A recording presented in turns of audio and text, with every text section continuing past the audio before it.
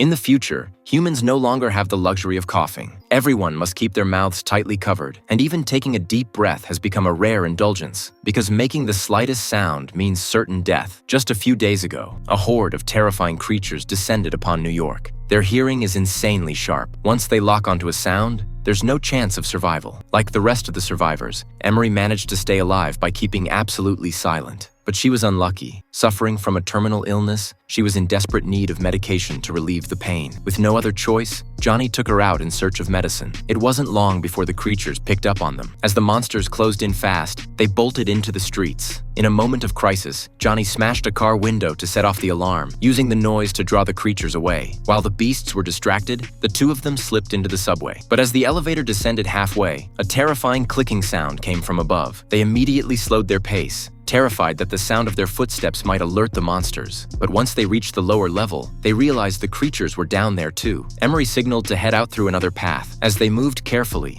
they avoided stepping on scattered debris. After a tense trek, they finally reached the opposite exit, only for a creature to drop down from above, clearly alerted by their movement. As it edged closer, they were forced to retreat into a side tunnel, only to find the exit had long since been sealed shut. Their only option was to hide in a drainage ditch. They had no idea how deep the water was, but when their feet finally touched the bottom, they let out a quiet sigh of relief. Maybe the tunnel would lead them out. But as they continued, Emery suddenly heard a sound from above. She raised her flashlight and, my God, a monster was sleeping right above them. Panicking, she quickly pushed Johnny's flashlight down, worried the beam might startle the beast. Thankfully, the sound of the flowing water masked their movements, and they passed by undetected. But then the water got deeper and deeper. Johnny began to panic. As he teetered on the edge of losing control, Emery tried to calm him down. Unfortunately, the sound of his breathing woke the creature above. It immediately thrust its head out, scanning for the source of the noise.